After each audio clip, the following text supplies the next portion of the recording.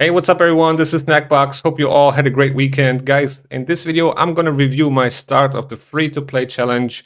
And yeah, it was pretty amazing.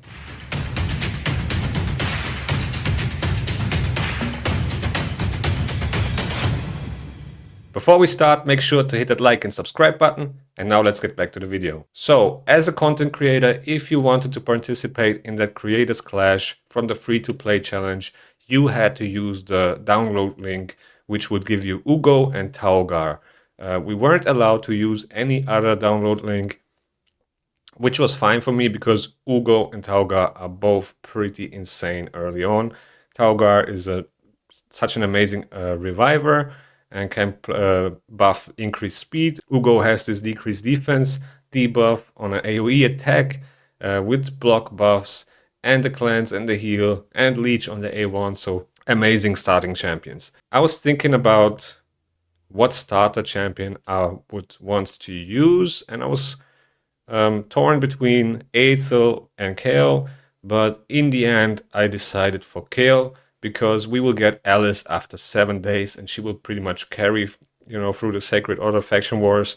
And even though Aethel would be really nice for Fire Knight, I was thinking Kale is just better in so many more areas, in my opinion, and he would help me with the clan boss more than Aethel would.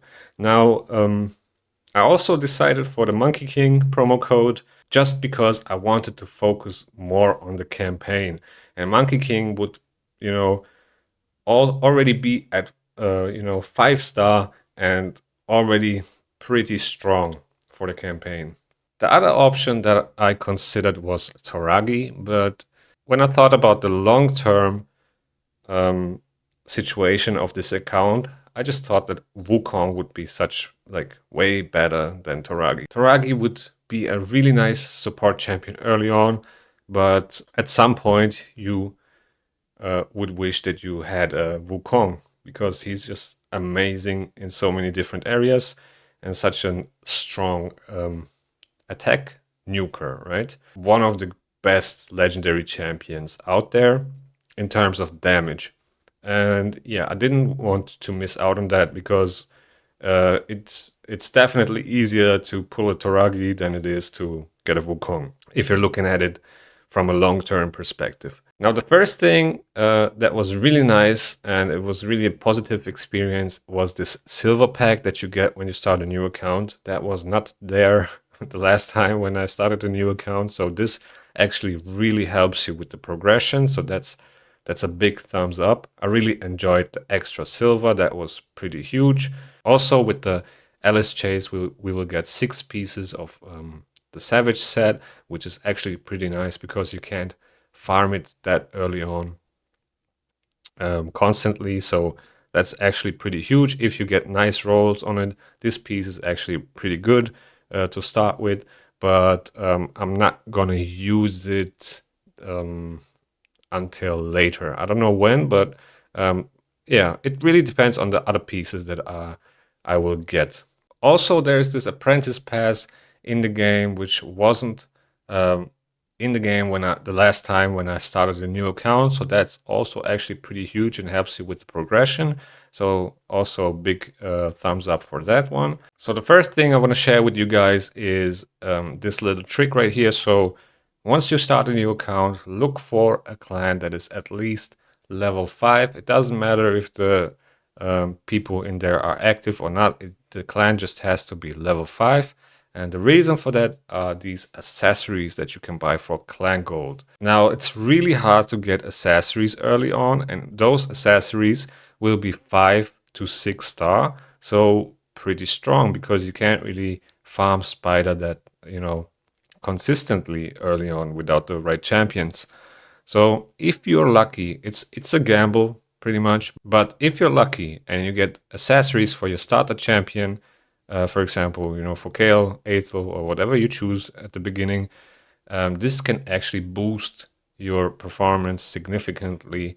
Yeah, it's just an amazing option. Of course, it's a gamble, but either way, if it's not for your starter, at one point you can probably use this accessory, so it's the value of it is really, really worth it. So how do you get the clan gold early on? Well, basically, you choose clan quests that you can complete early on, and there's like only 3. One of them is this quest right here: win 3 rare or epic shields from campaign battles.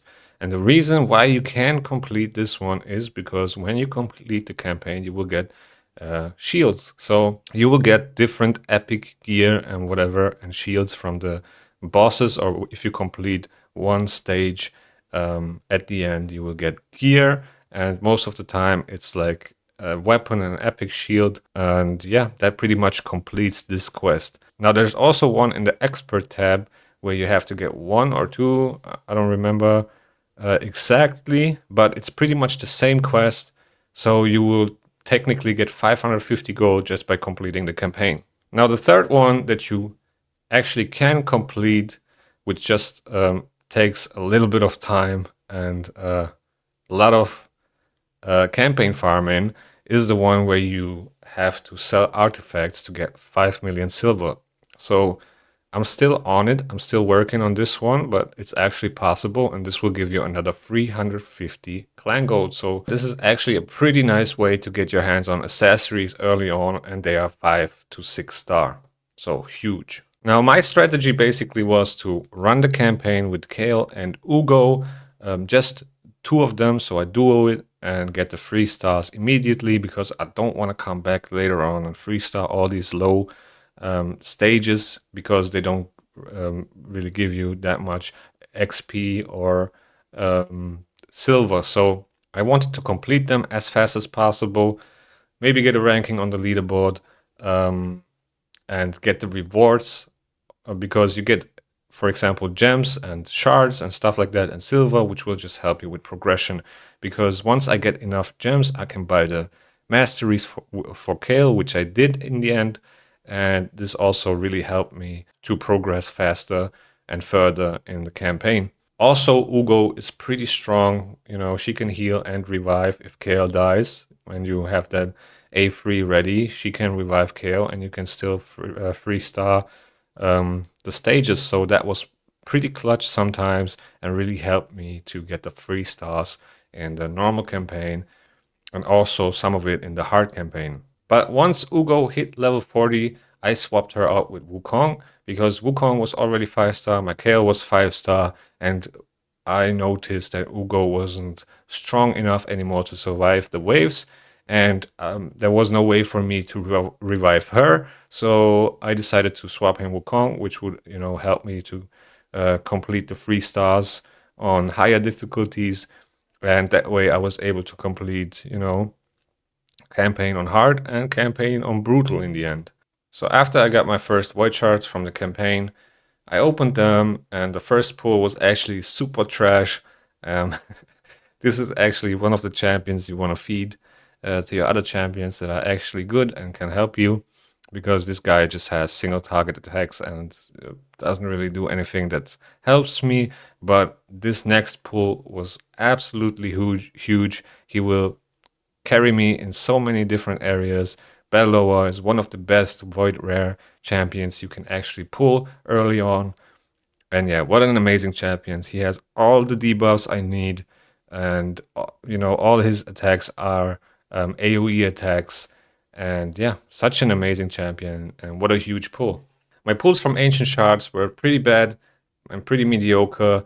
Other than this guy, I didn't really get anything useful. Runic Water will help me in Fire Knight with his, double hitters on his A1 and A2, and the big decrease attack version and the reflect damage. So yeah, actually a really solid champion for Fire Knight, and he will help me a lot in that dungeon. Then I got my first Sacred Shard, and you have a 2x chance to pull legendary champions in the first 24 hours, I think, from Sacred Shards. And I decided to pull mine, and I got this champion, which is absolutely amazing. Fane, one of the best epics you can pull early on, because she can carry you through clan boss without a problem. She has the poisons, she has the decreased attack, she has the big version of weaken and the big version of decreased defense, and an epic champion. There are many legendary champions that would be way worse than Fane. So what a huge pull. Absolutely amazing. The moment I saw Fane coming out of the sacred shard, I was really happy that I didn't pick Toragi over Wukong. Even though Toragi would be still good, but I think Wukong just benefited me more in terms of completing the campaign, and I got Fame for Clan Boss, so I'm pretty much set. Now I can, focus on champions that can keep Fane alive, and that way I can push my damage. So yeah, absolutely amazing pull. Then I pretty much started running hard 12-3 to get some chickens up and get my KO to level 60, which took me a little bit more than 24 hours. And after I got my KO to level 60, I was able to complete the Brutal campaign and 3-star it with Wukong as well. So that worked pretty well. So there you go. I used actually Stitched Beast for my 6-star KO. And yeah, then it was pretty much done. Took me like 27 hours, I think. This is where my account is at right now, level 36 and a half, on the way to level 37. I bought some of the slots of the market. I don't know if it was worth it yet, but I did it anyway. I bought masteries for Kale. I bought masteries for Fane.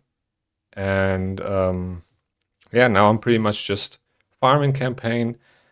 Sometimes I go in here and complete some of the missions. As you can see now, I need to rank another champion up to 5. And I will do that, and then I will probably work on these missions because all these potion keeps are open for another 5 days, and I want to take advantage of that. Also, another really, really nice thing that I considered doing soon was farming the event dungeon, because you actually have a chance on accessories in here and pinpoint gear, which is also pretty good because one piece already gives you 20 accuracy, which can benefit one of your champions pretty much. But as I can't really farm Spider that consistently, or I don't think anybody can, because Spider is one of the trickier dungeons early on. If you don't have the right champions, you basically can't really do it. But this one seems a little bit easier than Spider. And I haven't tested it, how far I can get right now with my 6-star Kale, but I think I can get pretty far and get my hands on some 5 or 4-star accessories, which will be pretty huge. So this is my Kale at the moment, level 55. I have him in a speed set and a lifesteal set. He's at 2.6k attack almost, 162 speed, a little bit slower than what I would want him to be in. The next thing I want to do is cap his crit rate and get his accuracy up a little bit. But yeah, that will probably happen with the accessories once I got them. I will definitely leave Wukong where he is at the moment, as I don't have enough books to book him, and it would be a little bit of a waste because I want to focus more on clan boss and dungeons for sure, because dragon is where it's at, right? I need that lifesteal and the speed gear and the accuracy set and stuff like that. So yeah, Wukong wouldn't really benefit me that much at the moment. But Fane is probably the next champion I'm going to build. And also I got 10 books, which, are not enough to book all her skills. As you can see, one epic book already went into the A1. So I'm probably gonna need more than 10 books to max out these skills. But who knows, maybe I'll be lucky. I'll definitely save these books for the CVC, which is coming up on the Tuesday. And as far as I know, the content creator is going to create clans for that CVC. So you don't really get an advantage over the others by joining a random clan that is competing in CVC, and that way you get more rewards and stuff like that, which would be pretty unrealistic for a free-to-play experience, right? So yeah, these are pretty much all the champions I have at the moment. Fane, absolutely MVP, I think, on this account. Bellower will be huge. Judge is actually not bad. Spirit Host, of course, campaign champion, always good. She has that cleanse and the block debuffs on the same skill. Runic Water will help me in Fire Knight. And I have this Mistress of Hymns which can revive. And if I pair her with Alice, I think they can both do some work in the Faction Wars. So yeah, that champion is actually not bad. But other than Faction Wars, I don't think I will use her anywhere. Now another thing that is also pretty nice is all the fusion events that would give you the fragments for the Void Epic, because that Void Epic is actually pretty huge. So as you can see, I still need to get these 25 fragments, but once I get these from the artifact enhancement event, I can pretty much fuse this champions. Sabita, which is absolutely amazing. I will definitely put her in my clan boss team because she can buff increased defense and increased attack. Big versions, both of them, on a 3-turn cooldown on the same skill. Absolutely amazing. She has a block damage when she revives an ally and a 100% turn meter. That's pretty much Siphi level.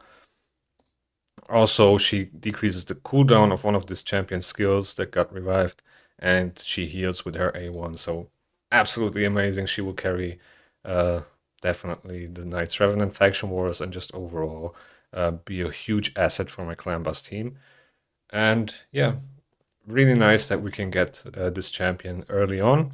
In terms of promo codes, I used the one from Alice, which will most likely run out soon, so I decided to go for that one. So yeah, that's basically what I used as my second promo code to get some, energy, an extra epic book and stuff like that. So that was also a nice little gift. Another thing I want to point out that I actually wasn't aware of anymore because I haven't started a new account in such a long time is those challenges that would send you to the campaign and then, go to Karok's castle and then farm gauntlets with HP percentage on them, and they have to be 2-star or whatever. And the reason why I want to point out those challenges is because on one hand, the rewards you get from these challenges are good because you get energy, but you also have to spend energy to complete them. And if you're not lucky, you kind of like don't gain anything other than experience. But these artifacts that you have to farm there and upgrade, because there are like multiple challenges that would have make you to upgrade those artifacts that you just farm from the campaign. But the thing is, you have to farm like boots with attack percentage or boots with HP percentage. And my problem with that is that that's completely contradictional to what you actually have to do, because you have to get speed boots, right? You want to get more speed on your champions so they take more turns and cycle the skills back and stuff like that. So it doesn't really make sense for the progression, for the early player progression, to farm those artifacts. It feels like a scam. It feels like it's making you waste energy. That's basically how it feels like. And yeah, I just wanted to point that out. And in my opinion, those challenges should be changed, for example, to get, go to Palace of Aravia and get 3-star speed boots, for example. Or go to Felwin's Gate and get 3-star speed boots in this one. Or go to, where is it? Valdemar Strait, go to stage 6 and farm lifesteal speed boots, because those are the sets that you benefit the most from early on.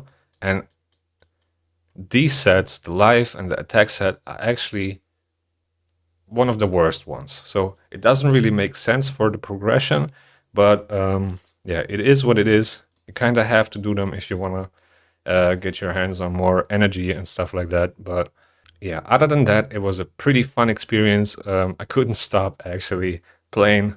I actually had more fun than I had in a long time, and it was pretty interesting. So yeah, I saved one Sacred Child, guys, for this video specifically, and I want to see what I can get. We still have a 2x chance for legendary champions, so Let's see what we can get. Maybe we can get a clutch legendary, but any epic that would help me to do content would I would also be happy about. So let's see what we can get. I got another epic, and it's a 4-star chicken, blood feather. I think she has all single targets. It's a big version of decreased defense. I mean, it's not bad, but maybe for faction wars, I guess. I will definitely keep her, not feed her, but yeah, pretty mediocre champion. So yeah, guys, that's pretty much it for this video. I hope you enjoyed. I hope you're having as much fun as I do, or even more, with this free-to-play challenge if you're participating. Now I'm gonna keep on grinding, get some more chickens from the campaign, and with that being said, thank you guys for watching, and see you in the next one.